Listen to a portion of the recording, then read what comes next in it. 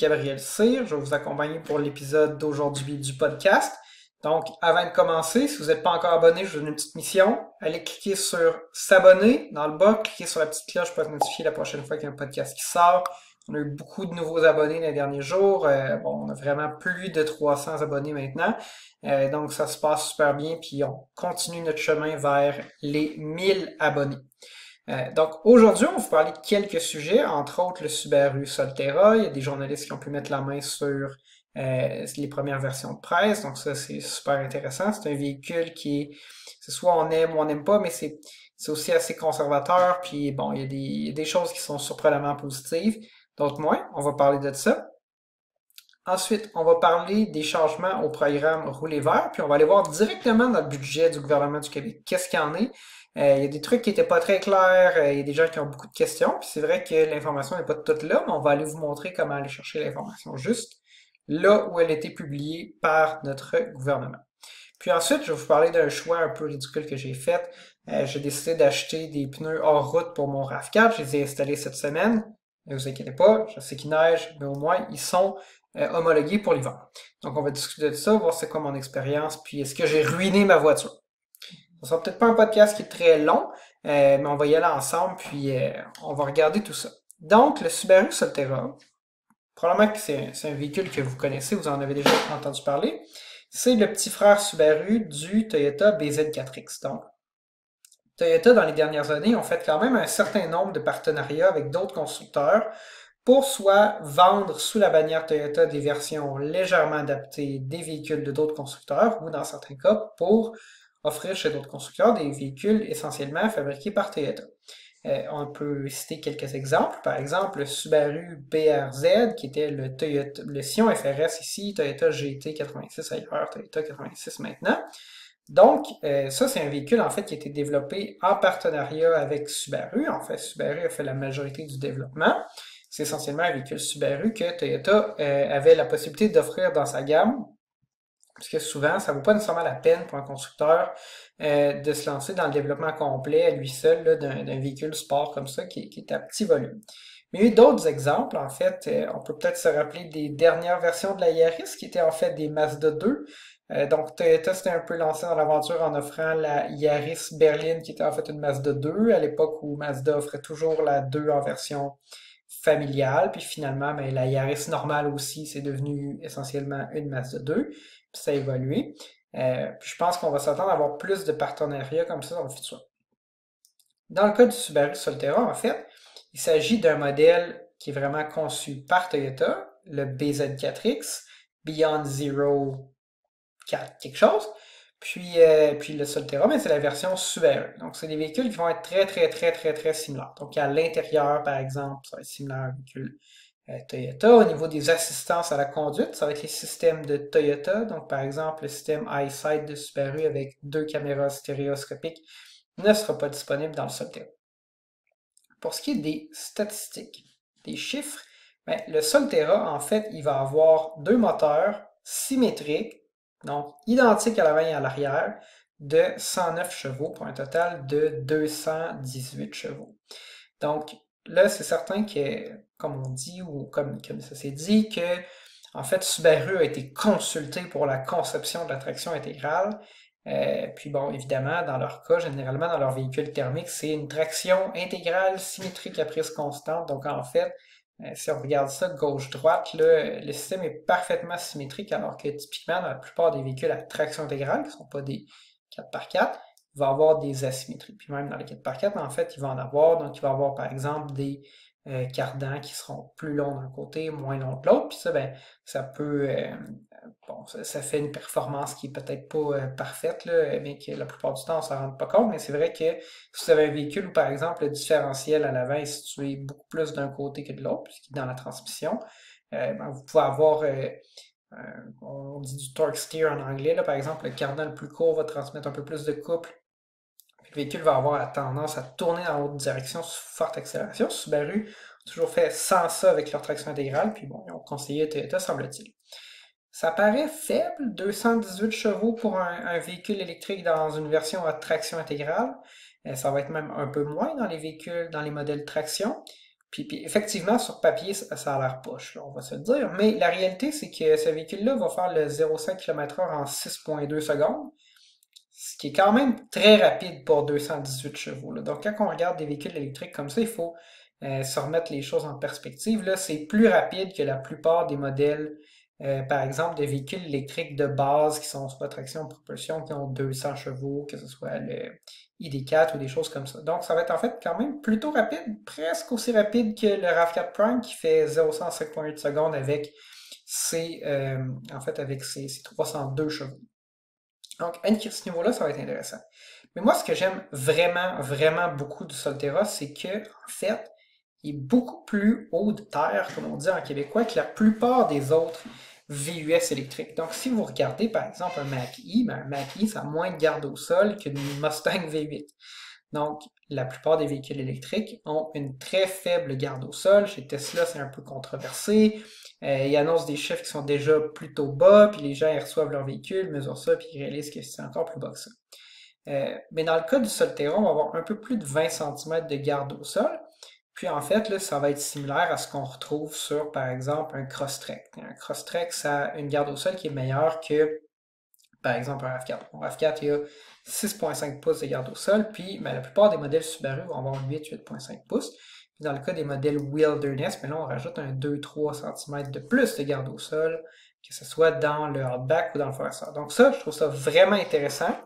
On va être capable d'avoir un VUS électrique, 100% électrique, traction intégrale, avec des capacités hors route décentes. Donc ici, on a une vidéo de Alex on Auto. Donc là, c'est un YouTuber qu'on aime bien, moi et Alexandre. Puis lui, il a eu l'opportunité d'essayer le Solterra. Puis en fait, il a même été se promener en hors route avec. Évidemment, c'est du hors route léger, mais la réalité, c'est que pour la plupart des gens, là, on ne va pas faire de gros hors-route puis aller faire du rock crawling. Il y a des gens qui c'est leur passion puis leur loisir, puis c'est bien correct, mais pour la plupart des gens, rouler sur la route, passer le remblai de neige dans son entrée pour sortir, puis aller s'aventurer parfois dans des chemins forestiers, que ce soit pour aller faire du plein air, pêcher, chasser, peu importe. Essentiellement, on va se limiter à ça. Puis n'importe quelle traction intégrale de base fait l'affaire, mais d'avoir une très faible garde au sol, comme certains des modèles de, bon, on va dire pseudo VUS électriques, là. Moi, ça me dérange pas qu'il y ait des modèles qui offrent l'apparence de VUS, mais qui soient plus bas, pour juste comprendre c'est quoi ses besoins, puis dans quoi on s'embarque. Puis je trouve ça vraiment bien qu'il y ait maintenant une option 100% électrique qui va être à un prix raisonnable, puis qui va offrir des capacités en route décentes. Ça, je suis vraiment content. Un autre élément aussi qu'il faut discuter parce qu'on peut pas passer par-dessus ça, c'est que, en fait, le Solterra, il n'aura pas une autonomie énorme. Donc, la garde au sol, oui, c'est 210 mm exactement. Donc, au niveau de l'autonomie, là, on parle de quelque chose comme 360 km, je crois, pour les versions à traction intégrale, là, plus aux environs de 400 km pour les modèles traction, mais c'est quand même un peu plus faible que, par exemple, un Volkswagen ID4, puis veut pas. La portion utilisable de la batterie va être un peu plus faible, puis ça va être moins aérodynamique. En fait, essentiellement, le Solterra, le BZ4X sont beaucoup plus proches des VUS, Forester et RAV4 qu'on est habitué de voir en modèle thermique, hybride ou hybride branchable. Donc, il va y avoir évidemment une consommation d'électricité qui est un peu plus élevée. Donc ça, c'est la réalité. Puis je pense que c'est correct, ça répond à un besoin qui est différent. C'est sûr que moi, j'aimerais ça voir un modèle avec une plus grosse batterie, mais je pense que le nerf de la guerre, puis ça, c'est une information qu'on n'a pas encore, on ne sait pas combien ils vont coûter le Solterra et le BZ4X. Je pense qu'il est raisonnable de s'attendre à ce que le modèle BZ4X de Toyota en version traction, le Solterra ne sera pas disponible en traction, va être aux environs de 44 995 $, qui est le même prix qu'on voit pour la plupart des modèles de base de VUS électriques. Mais Subaru, s'ils veulent avoir accès aux subventions du gouvernement fédéral au Canada, c'est une contrainte qui est nationale en fait, à l'échelle de tout le Canada, ils vont devoir s'assurer que le modèle de base est 45 000 $ ou moins. Puis là, c'est là que je me questionne, parce que si le Solterra est à vendre 45 000 $ en version de base à traction intégrale, avec toute l'autonomie, avec toutes les capacités hors route, avec la traction intégrale, à 45 000 $, avec les subventions, ça va être vraiment intéressant. Mais c'est à suivre, le prix n'est pas encore annoncé, puis à ce qu'on me dit, tous les modèles disponibles pour l'année prochaine sont déjà vendus, donc ça risque d'aller un an plus tard. En tout cas, moi, aujourd'hui, le Solterra et le BZ4X, c'est les premiers VUS électriques qui vont sortir, qui, j'ai l'impression, pourraient fonctionner pour mes besoins dans la mesure où, à la maison, on a seulement un seul véhicule. Il faut que ce véhicule-là, je puisse aller dans le bois avec. Ma famille a un chalet, bon, faut que ça fonctionne. Mais là, ça nous amène à une autre question, qui est les subventions. En fait, comme vous savez, au Québec, il y a un programme qui s'appelle Rouler vert, qui est extrêmement populaire, puis qui a eu un impact extrêmement significatif sur la vente de véhicules électriques. On le voit au Canada, 2 provinces qui offrent des subventions substantielles pour les véhicules électriques, c'est le Québec et la Colombie-Britannique. C'était les 2 provinces où ils s'en vendent le plus. L'Ontario avait un programme de ce type-là il y a quelques années. Ils ont mis fin à ce programme-là, puis aujourd'hui, bien, évidemment, ils vendent beaucoup plus de véhicules électriques au Québec. Donc, on va regarder les rabais. Ça, c'est l'état actuel. Mais ça va changer dans le budget, puis on va en discuter. Donc, rabais pour un véhicule neuf, vous voyez, on est sur la page du programme Rouler vert. Pour les véhicules entièrement électriques qui ont été achetés, ou qui sont achetés jusque dans les prochains jours et qui seront livrés aussi ce printemps, donc pour les véhicules entièrement électriques, c'est 8 000 $ de rabais sur un véhicule dont la valeur, le prix total, en fait, je crois que c'est le prix avant transport et préparation, puis avant certaines options, est de 8 000 $. Donc ça, c'est super intéressant.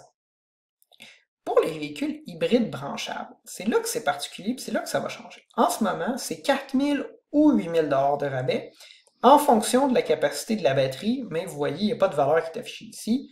Puis honnêtement, ça a l'air d'être aux environs de 18 kWh, mais je ne connais pas exactement les chiffres, puis je ne m'embarque pas nécessairement là-dedans. Ce qu'on constate, par exemple, c'est qu'un véhicule comme le RAV4 Prime de Toyota, qui a relativement une grosse batterie, 18 quelques kWh, est admissible aux 8 000 $, mais un modèle comme le Outlander PHEV, qui avait une plus petite batterie, comme le Escape aussi branchable, il y avait seulement accès aux 4 000 $. Bon, les véhicules à pile à combustible, si vous êtes fan de la Toyota Mirai et de la seule station de recharge d'hydrogène au Québec, c'était 8 000 $.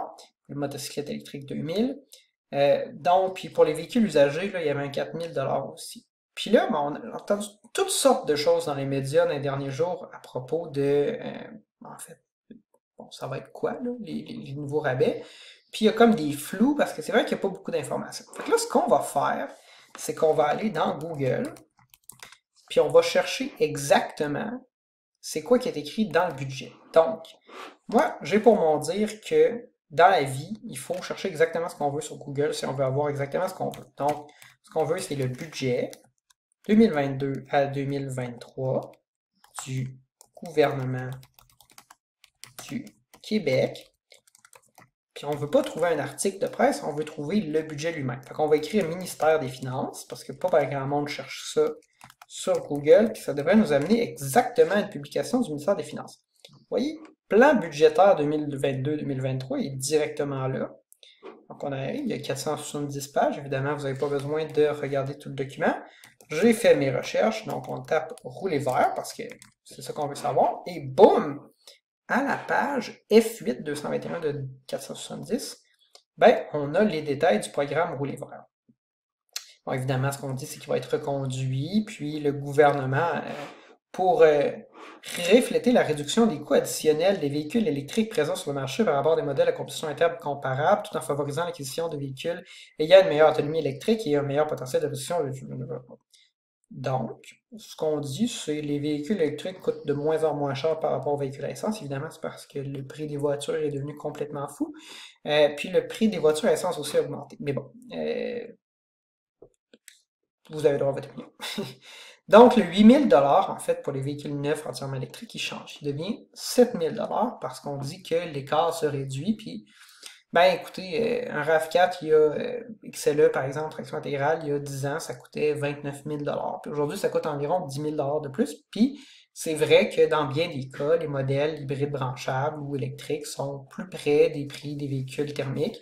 Mais c'est pas à mon avis parce que le prix des véhicules électriques a significativement diminué, au contraire. Pour les véhicules hybrides branchables, 5 000 $. Donc si on revient ici, là, on avait 4 000 ou 8 000. Mais là, il y a juste un chiffre. Il n'y a pas de taille de batterie non plus qui est mentionné. Donc c'est 5 000 $.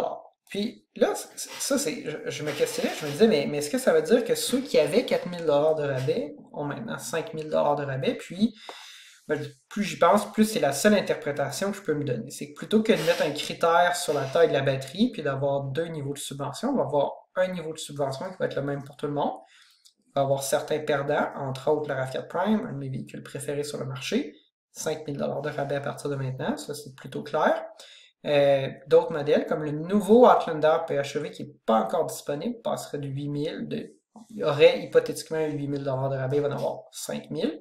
Et d'autres modèles, comme le Ford Escape hybride ou la Toyota Prius Prime, qui euh, est un véhicule intéressant, peut-être une alternative à ce qui était la Bolt, mais ce véhicule-là, il y avait 4000$ de rabais dans le passé au niveau provincial, 2500 fédéral.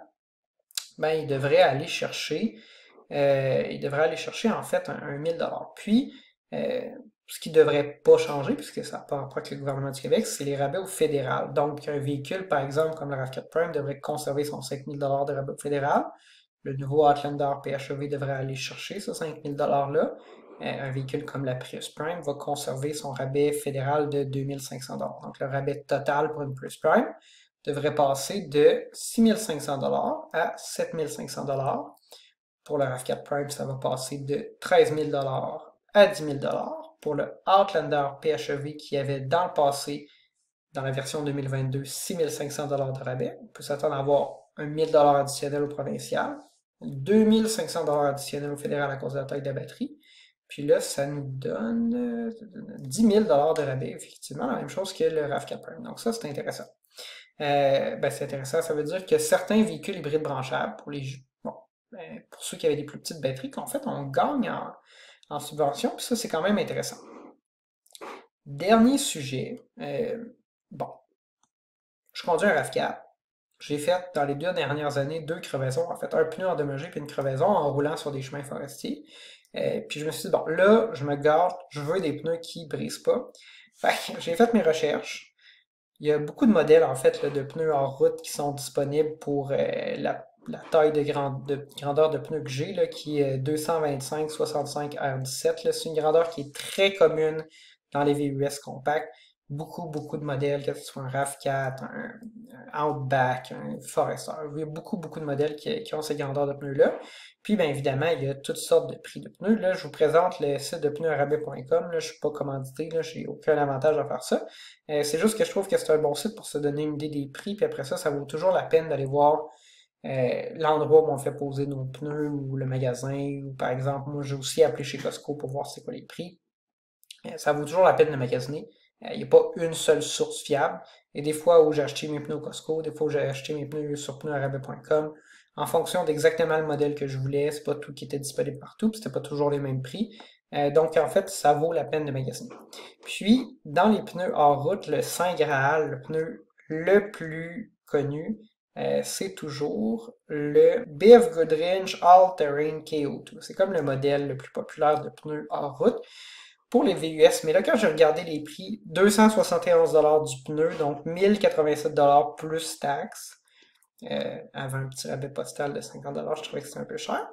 Puis, bon, j'ai parlé à des gens, j'ai été discuter sur des groupes de RAV4 sur Internet. Je parlais à quelqu'un qui euh, bon, roule beaucoup en forêt. Puis, j'ai posé mon choix sur le Kumo Road Venture en grandeur originale. Parce que vous avez le droit d'augmenter en fait la taille de vos pneus jusqu'à 3%, ou je crois que ça a changé un peu récemment, là, mais essentiellement, vous avez le droit de mettre des pneus légèrement plus gros sur votre véhicule au Québec. Toujours aller voir les règlements de la SAQ ou du Code de la sécurité routière. Mais j'ai décidé de ne pas faire ça en fait, parce que j'ai un pneu de secours qui est plein diamètre, mais pas pleine largeur dans mon véhicule, puis je voulais qu'il reste compatible, puis pas causer de problème si je devais utiliser le pneu de secours. Donc j'ai acheté des Road Venture dans la grandeur originale, qui est un pneu renforcé là, ou extra load, mais qui est moins renforcé en fait que le BF Goodrich. Puis là, j'avais tellement peur que ce soit bruyant et inconfortable. Je les ai installés, je les ai essayés sur la route, dans la neige, puis ça a super bien été. En fait, je suis vraiment content. Donc, reste à voir comment ça va se passer cet été. Mais je pense que je vais gagner en traction tout en ayant des pneus qui offrent, je veux pas, là, ça reste une grandeur normale, là, un confort qui est adéquat dans mon véhicule l'été. Donc ça conclut en fait notre épisode d'aujourd'hui. Donc, on va se dire à la prochaine. Puis on a un excellent challenge 100 km, défi 500 km, excusez-moi, qui s'en vient avec un autre véhicule électrique qu'on a essayé récemment chez JN Auto. Donc, restez abonnés à la chaîne, cliquez sur la petite cloche pour être notifié quand cette vidéo-là va être disponible. Merci.